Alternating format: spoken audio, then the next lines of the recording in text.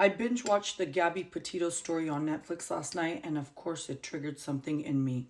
At around the same time that Gabby Petito was unalived was when my brother was also unalived and found in a ditch in Tooele, Utah, and never forgotten, but Salt Lake City never worked hard enough for his case. I have deep sympathy for Gabby Petito's family, for her herself, and for everyone that was affected by her death, but I also have deep sympathy for myself and for my parents who never got peace when my brother was unalive. I didn't even really want to make this video because it just takes me back to such a place of just pain and trauma, and I am trying to heal from all the pain, hence why I even left Salt Lake. I left Salt Lake City, Utah because the pain is unbearable and because they don't give enough fucks for my family. And me, passionate person who gets the job done and can be a little aggressive sometimes, I felt like that neglect in my brother's case was going to cause me to lose it and start all kinds of wars in Utah to get my brother's case solved because there was so much evidence on who did it. And I'm going to place a KSL article right here for you guys to see.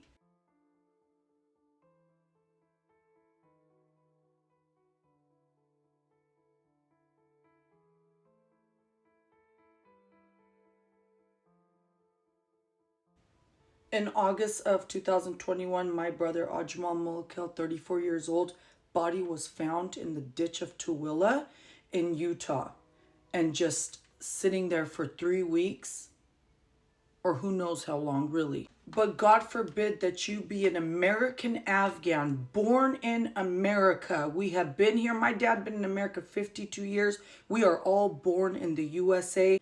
8 out of 9 of his kids are all born in the USA. All born in Salt Lake City, Utah.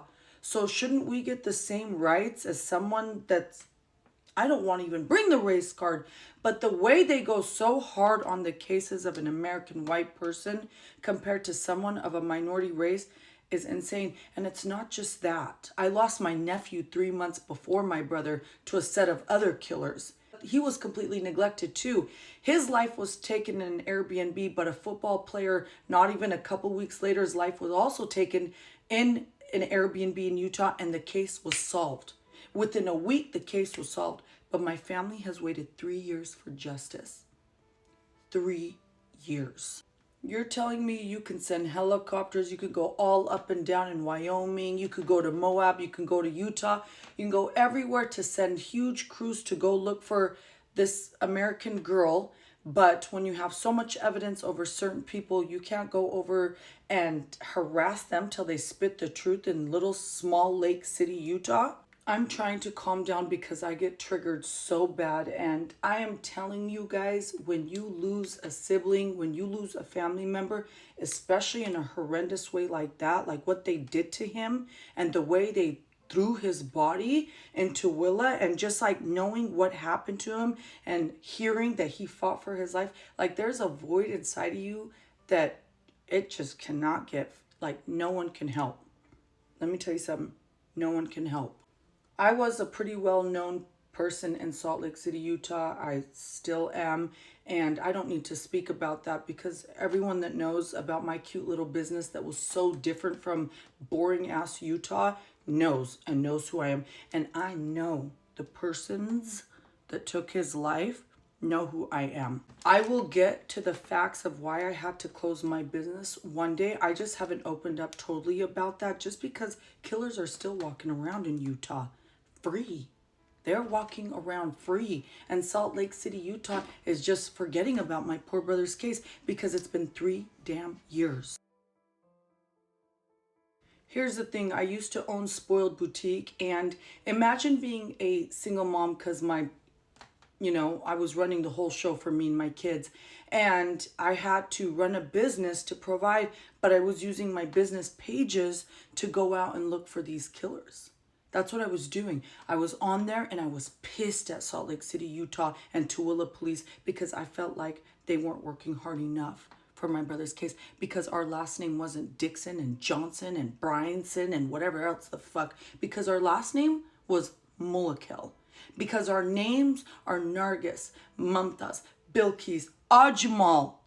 Okay, these names we're just not going to get our case solved fast enough. And our last name and being Afghan and Muslim, that was really not going to solve my brother's case. And it's so hard to constantly be told, just be strong and let karma. No, fuck karma. We want justice. You have a whole Netflix show about Gabby Petito. God bless her soul, rest in peace. But you can't solve my brother's case when there's so much fucking evidence? Dude, go harder, Salt Lake City, Utah. I left because I would have caused a tornado of a god storm.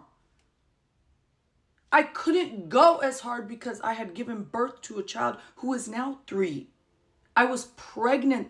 3 weeks later, found out my brother was thrown in a ditch. And gave birth a few months after my brother's unaliving.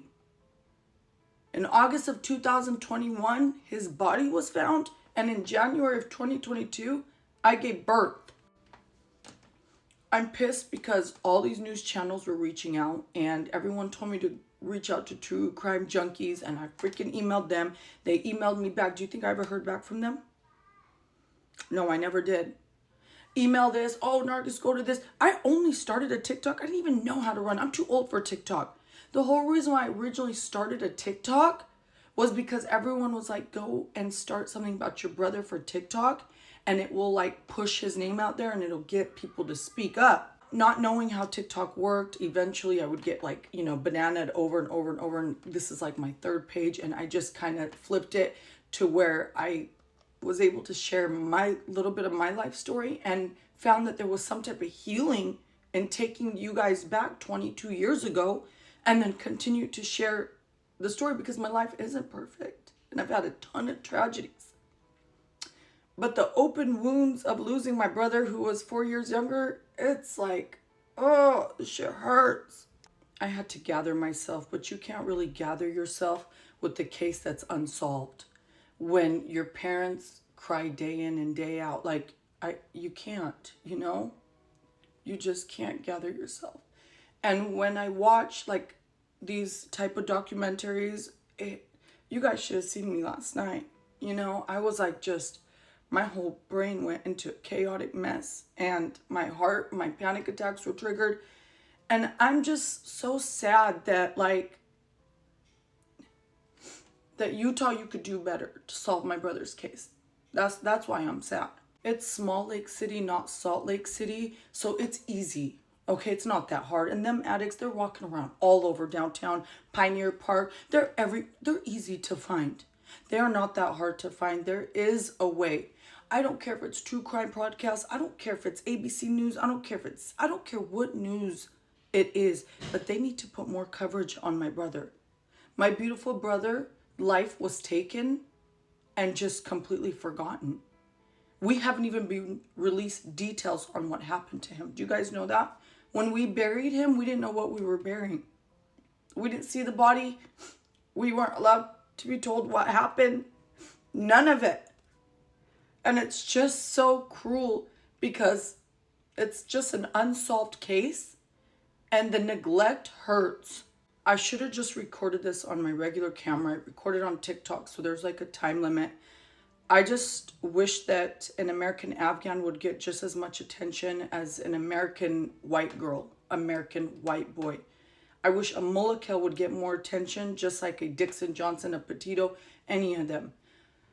God rest my brother's soul in peace. May he have paradise be his final home. I just felt like sharing this. I'm going to put his picture up. Love you guys. Have a blessed day while I find some peace today.